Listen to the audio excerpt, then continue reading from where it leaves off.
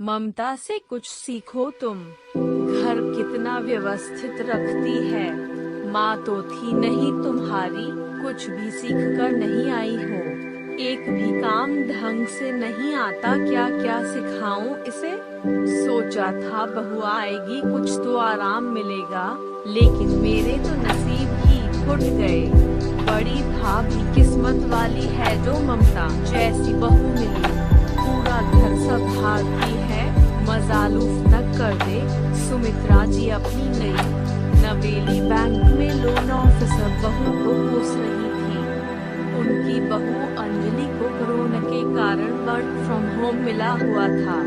जब से work from home मिला, तब से अंजलि की जिंदगी में सासू माँ नाम की हल्की फुल्की धारा सुनामी बनकर हलचल मचा रही थी। अब अंजलि उन्हें हर समय घर पर दिखती थी, तो अब हर समय वह उसकी बुराइयां ढूंढती रहती थी और दुनिया भर की सारी बहुओं से उसकी तुलना करती थी।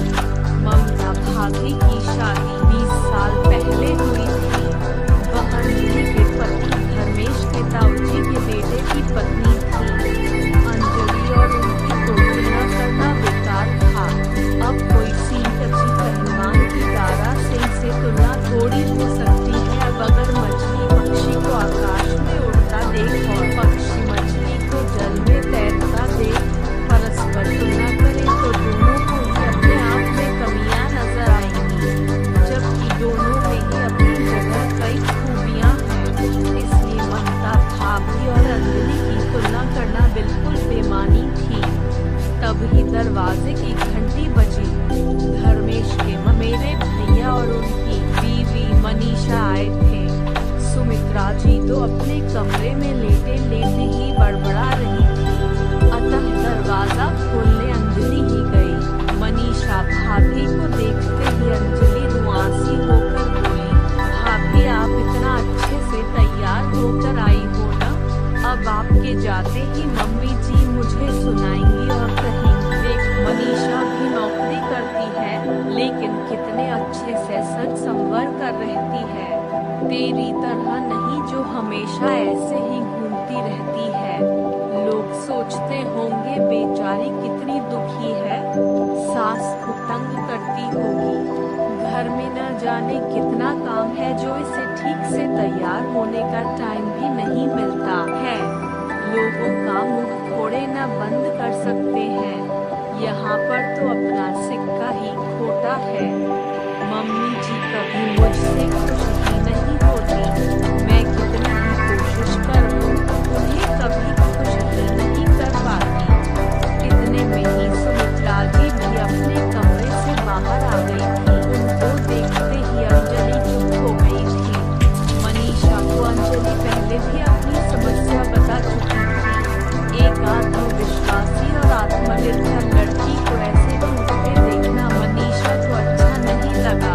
मनीषा अंजलि के साथ किचन में आ गई थी। देखो अंजलि, मैं जानती हूँ तुम अभी किचन का सारा काम देखती हो। रोज नई डिशेस बनाकर बुआ जी को खुश करने की कोशिश कर रही हो, लेकिन मेरी एक सीख अगर तुम्हें सही लगे तो याद रखना, हम किसी को भी 100% खुश नहीं कर सकते। अगर तुम 10 काम सही करती हो और 11वें में थोड़ी सी भी गलती हो जाए तो वह एक गलती बहुत भारी हो जाती है। सासू माँ तो गलती न होते हुए भी गलती ढूंढ निकाल लाने वालों में से एक होती है। तुम अपने लिए एक सीमा निर्धारित कर लो, मनीषा ने उसे समझाते हुए कहा। भाभी, मैं सोचती थी कि मुझे सही में कुछ नहीं आता, क्योंकि मेरी माँ तो बचपन में ही चल बसी थी। सोचा था सासू माँ में ही मुझे मेरी माँ वापस मिल जाएगी, लेकिन ऐसा कुछ नहीं हुआ। मम्मी जी तो मुझसे हमेशा ही नाराज रहती हैं। आप किन सीमाओं की बात कर रही हो? अंजलि ने पूछा। अरे यार, घर के कामकाज करने की तुम उतना ही करो जितना कोरोना संकट के समाप्त होने के बाद कर सको। तुम जितना ज्यादा प्रयास करोगी, बुआ जी की उम्मीदें तुमसे उतनी ही बढ़ती जाएगी।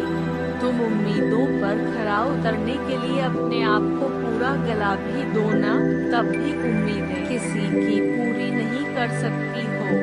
इसलिए उतना ही करो जितना तुम अपनी क्षमताओं के अनुसार कर सकती हो।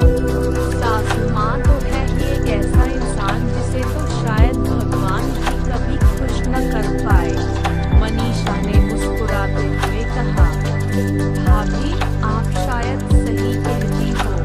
अंजलि ने कहा, भाभी आप शायद सही कहती हो।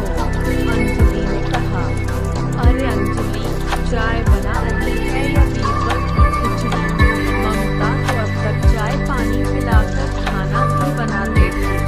ऐसी फुर्तीली औरत मैंने आज तक भी नहीं देखी।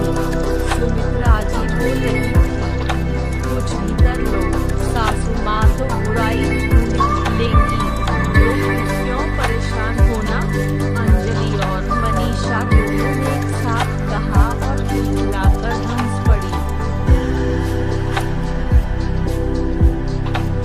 यदि आपको मेरा वीडियो पसंद आया तो अपना ज्ञान को बेहतर करने के लिए हमारे चैनल को सब्सक्राइब करें और बेल आइकॉन को प्रेस करें ताकि सबसे पहले नोटिफिकेशन आप तक पहुंचे।